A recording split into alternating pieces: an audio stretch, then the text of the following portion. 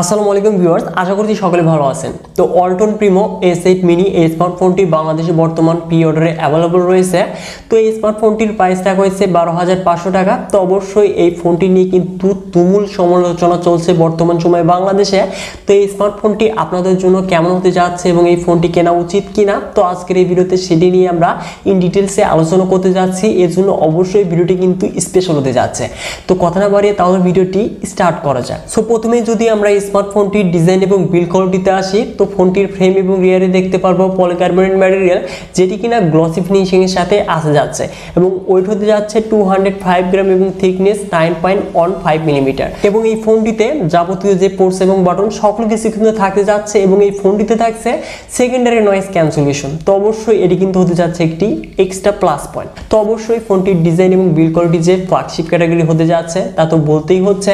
তো এবার মুভ করা যাক এই ফোনটির ডিসপ্লেতে। তো ডিসপ্লে টপ লেফট সেন্টারে থাকছে পাঞ্চ হোল এবং এই ফোনটির ডিসপ্লে সাইজ হতে যাচ্ছে 6.53 ইঞ্চেস LTPS ডিসপ্লে প্যানেল দেখতে পারবো, যার রেজুলেশন ফুল HD প্লাস, সাথে থাকছে 400 নিটস ব্রেক ব্রাইটনেস, আরও থাকছে ওয়াইড ভিন L1 সাপোর্ট। এক্ষেত্রে আমরা OTT প্ল্যাটফর্মে আমরা ফুল HD-তে স্ট্রিম করতে পারবো। তো এবার আসা যাক এই স্মার্টফোনটির পারফরমেন্স সেকশনে। তো অ্যান্ড্রয়েড ভার্সন 11 এর সাথে ভি স্মার্ট OS থাকছে, যেখানে চিপসেট হিসেবে থাকছে Qualcomm Snapdragon 665, GPU Adreno 610। তো অবশ্যই এই চিপসেটের যদি পারফরমেন্স নিয়ে কথা বলতে যাই, তাহলে অবশ্যই এর যে পারফরমেন্স কতটা বেটার তা কিন্তু আমরা অনেক ফোনে দেখেছি। তো এটি কিন্তু একটি ওল্ড চিপসেট।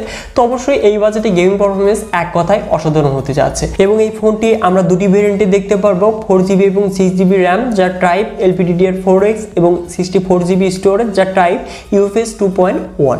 তো এবার মুভ করা যাক এই স্মার্টফোনটির ক্যামেরাতে। তো রিয়ারে দেখতে পারবো আমরা কোয়াড ক্যামেরা সেটআপ, যার মেইন ক্যামেরাটি 16 মেগাপিক্সেল, যার অ্যাপারচার হলো 1.8, সাথে থাকছে 8 মেগাপিক্সেল আল্ট্রা, 2 মেগাপিক্সেল ম্যাক্রো এবং 2 মেগাপিক্সেল ডেপথ সেন্সর। এবং এই ফোনটির ফ্রন্টে থাকছে 13 মেগাপিক্সেল সেলফি ক্যামেরা। এবং এই ফোনটির রিয়ার ক্যামেরা এবং ফ্রন্ট ক্যামেরা দিয়ে আমরা সর্বোচ্চ 4K ভিডিও রেকর্ড করতে পারবো। তো অবশ্যই এই বাজেটে যে আমরা 4K ভিডিও রেকর্ড করতে পারবো, তো এটি কিন্তু অবিশ্বাস্য বলতে হচ্ছে। তো বাকি যে 20,000 টাকার ফোনও বর্তমান দেয় না, তো তারা কিন্তু 12,500 টাকার ফোনে দিয়েছে। তো অবশ্যই এই জন্য তাদের কিন্তু একটি লাইক দেওয়া উচিত। তো এবার মুভ করা যাক এই স্মার্টফোনটির কমন ফিচার্সে। তো ল্যান্ড, ব্লুটুথ, GPS এবং বাদ বাকি যে যাবতীয় সেন্সর রয়েছে, তো সকল সেন্সরই কিন্তু থাকতে যাচ্ছে।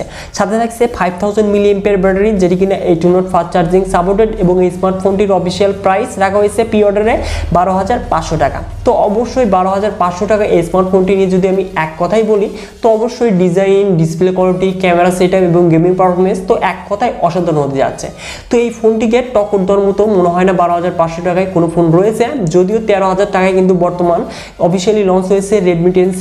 তো এই দুটি ফোনকেই যদি আমরা কম্পেয়ার ভিডিও করি, তাহলে এই দুটি ফোনই কিন্তু বাজারে অ্যাভেলেবল রয়েছে। তো এই দুটি স্মার্টফোনের কি কম্পারিজন ভিডিও চান কিনা অবশ্যই ভিডিওতে লাইক করে দিবেন আর কমেন্ট বক্সে কমেন্ট করে জানিয়ে দিবেন। সো ভিউয়ার্স, আশা করছি ভিডিওটি ভালো লেগেছে। যদি ভিডিওটি একটু ভালো লেগে থাকে তাহলে অবশ্যই চ্যানেলটিকে সাবস্ক্রাইব করে হয়ে যাবেন ফ্যামিলির একজন নতুন সদস্য।